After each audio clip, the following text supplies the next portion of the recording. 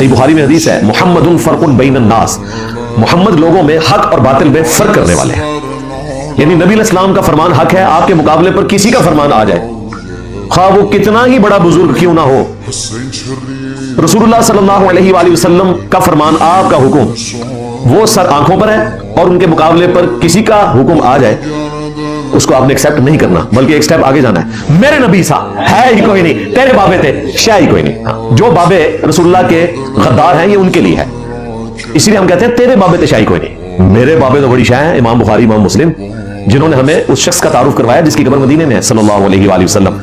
ये वफादार बाबे हैं, ये बड़ी शान है, ये इतनी बड़ी शान है कि तुम्हारे सारे बाबे इनसे नकल कर करके अपनी रोजी रोटी चलाते रहे, बीच में अपना लुकमा भी डालते रहे। आप सूफिया को देखें, बड़े बड़े सूफिया को, इमाम गजाली जिन्होंने सिलेबस दिया तसव्वुफ का, इहयाउल उलूम पढ़ लें, मकाशिफतुल कुरूब पढ़ लें, कीमिया सादत पढ़ लें, बुखारी मुस्लिम के हवाले देते हैं।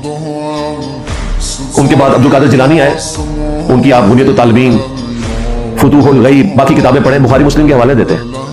हमारे बाबों से आपकी जान नहीं छूट सकती, और आपके बाबों की जान हमसे नहीं छूट सकती। मेरे नबी से है ही कोई नहीं, तेरे बाबे थे शाही कोई नहीं।